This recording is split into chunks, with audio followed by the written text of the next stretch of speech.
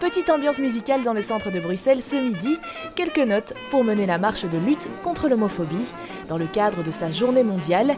Une journée créée en 2005, 15 ans jour pour jour après la suppression de l'homosexualité de la liste des maladies mentales de l'OMS, l'Organisation mondiale de la santé. Participer à cette marche quelques semaines après le meurtre homophobe d'Ihsan Jarfi était un acte important pour la communauté homosexuelle. C'est assez choquant pour nous, migrants arrivant en Belgique, justement en croyant que les droits LGBT sont protégés et que la communauté LGBT a quand même acquis tous les droits, et de trouver encore qu'on en meurt à cause de son homosexualité en Belgique aujourd'hui. Pour dépasser cette situation, pour lutter contre l'homophobie, c'est un travail quotidien pour les associations de gays, lesbiennes, bi et transsexuels.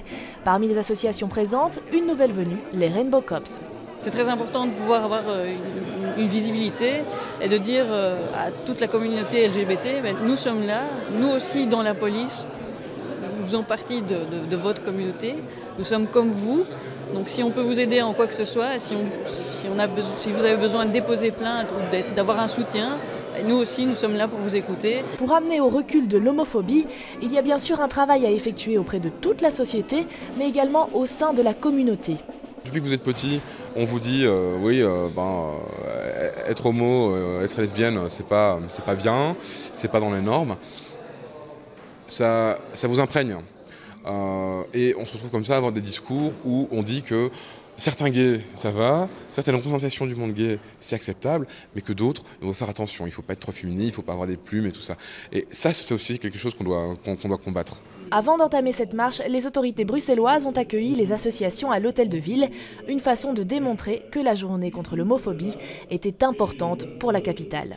Pour nous, c'est évidemment fondamental que l'on marque notre volonté d'intégration de toutes les différences. Et concrètement, comment la ville compte-t-elle lutter contre l'homophobie ? Alors il y a deux choses. Il y a d'une part les formations spécifiques en milieu policier pour préparer ces personnes à appréhender ce genre de problème. Et la deuxième chose, c'est l'utilisation des sanctions administratives communales. Le bourgmestre a également insisté sur l'importance de déposer plainte après des agressions homophobes, dénoncer pour avancer. Pas à pas, des marches comme celle-ci sont là pour rappeler le danger de toutes les discriminations.